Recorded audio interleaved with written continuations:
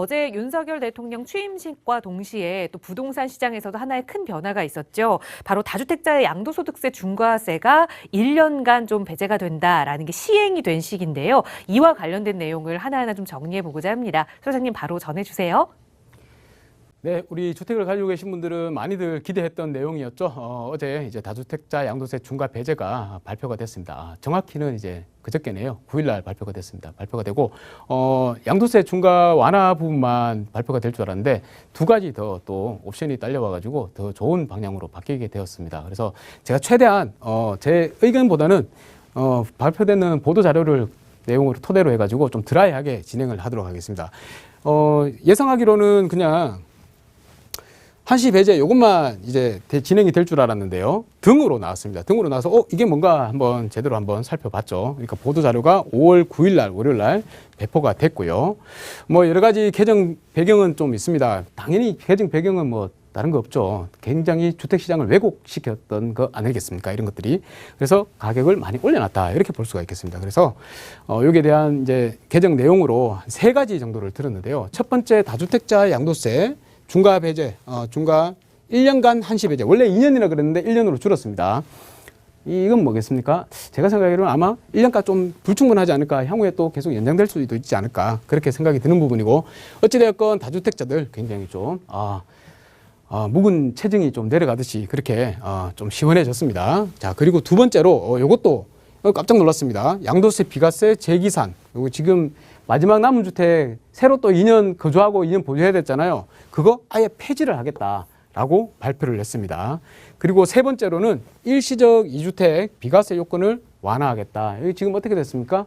12.16 대책 이후로는 한 채 더 취득을 하게 되면 일시적 2주택인 상황에서는 1년 내에 종전주택 처분해야 되고요. 그 1년 이내 또 새로 취득하는 주택에 또 들어가 살아야 되잖아요. 굉장히 힘들었습니다. 이것 때문에 피해 보신 분들 굉장히 많아요. 그런데 이제 이거를 다시 또 완화해 주겠다라고 했습니다. 그래서 시장에서 여기에 해당되는 분들이나 아니면 앞으로 해당되실 분들은 굉장히 좀 좋은 조건으로 받겠다.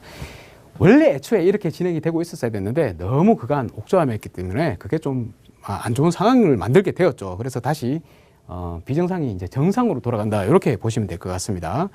언제부터 시행되냐면 시행은 아마 5월 말에 시행이 될 것 같은데요. 그 전에 5월 10일자로 어제 날짜로 그때 어제 날짜 잔금 치르거나 아니면 등기 접수 이전일이죠. 그 중에 빠른 날짜가 양도일이 되는 거죠. 그때부터 소급을 해서 적용을 하겠다. 우리 납세자한테 좋은 거니까 요거는 소급해서 적용을 해도 아무 문제가 없다. 이런 내용입니다. 좀 상세하게 살펴보면 1년 동안 다주택자 양도세 중과를 아예 배제하겠다. 한시적으로 배제하겠다는 내용인데 지금 현재는 조정지역 이내에 양도할 때 아시죠?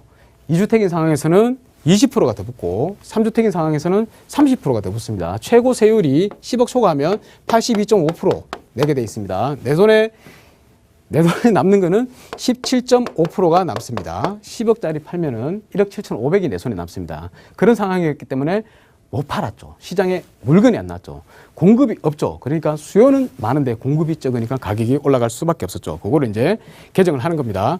보유기간 2년 이상. 요거 좀 중요해요. 보유기간 1년 됐을 때 팔면은 그거 해당사항 없습니다. 요거 세법이 지난번에 바뀌어가지고 1년 이내는 70%고요. 2년 이내는 60%로 바뀌었습니다. 그래서 2년이 넘어가야지 다주택자 양도세 중과 배제 받으면서 일반 세율로 매도를 할 수가 있다. 기본 세율은 바로 6에서 45% 누진세입니다. 45%고요. 또 한 가지 좋은 점. 중과가 되면 장특공은 아예 배제가 되도록 원래 법상으로 그렇게 조문이 적혀 있습니다. 그런데 중과만 안 되면 다주택자 양도세 중과만 안 되면 장기보유 특공제 장특공이라고 하죠. 이 장특공도 적용이 됩니다. 대신에 4%, 80%까지 최대가 아니고요. 보유기간 3년 이상부터 해당이 되는데 연 2%씩 해서 최대 30%까지만 해당이 됩니다. 그래도 없는 것보다는 훨씬 나으니까 많이 체증이 해소가 되었다고 볼 수 있겠죠. 뭐 기존제도의 문제점들 여러 가지가 있지만 다들 아실 겁니다. 너무 높아서 매물이 나오지를 못했다. 그렇기 때문에 가격이 올랐다. 이런 내용입니다.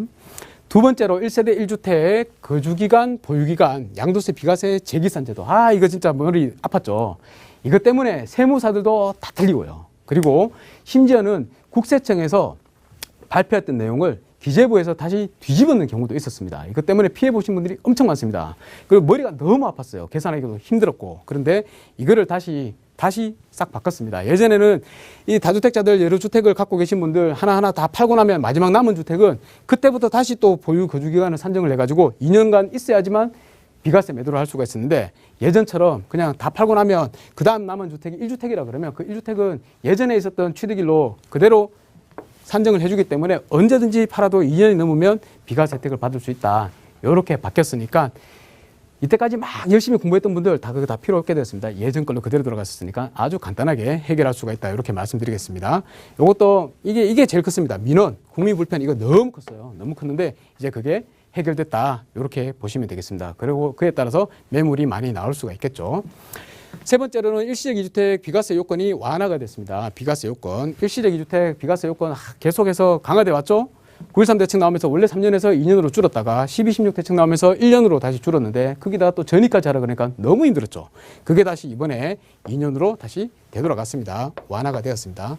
뭐 조정 대상 지역이 아니다 이러면 상관없습니다. 원래부터 3년이었고요. 대신에 이제 조정 대상에서 조정 대상 간다 그러면 2년 안에만 하면 되기 때문에 굉장히 부담이 줄었다. 실제로 저희 뭐 아시는 분들도 이것 때문에 너무 힘들어하고 막 했었던 분이 계셨는데 이번에 여기 발표가 나고 여기 해당됐기 때문에 한숨을 쉬는, 안도의 한숨을 쉬는 그런 상황이 생겼습니다.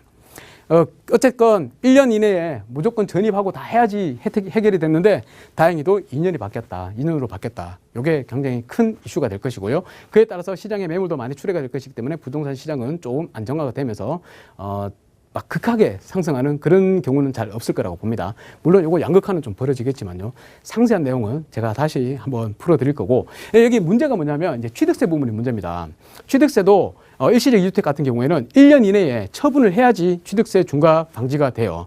근데 요거는 취득세도 마찬가지로 지방세법이긴 한데 시행령이 있습니다. 시행령이 있기 때문에 행안부 장관에 의해 가지고 국무회의를 거쳐서 조정을 할 수 있는 부분이기 때문에 그 취득세 부분도 아마 건들지 않을까 조만간에 그렇게 예상을 해봅니다. 물론 취득세법, 중과에 대한 세법은 국회에 동의를 받아야 되기 때문에 그거는 아직까지 시간이 걸리겠지만 1세대 2주택 취득세 요거 중과 배제받는 부분은 아마 조만간에 시행될 것 같다. 이렇게 말씀드리면서 이상 마치도록 하겠습니다. 여러분들께서는 계속해서 나오는 뉴스들을 한번 계속 경청해 주시기 바라겠습니다. 감사합니다.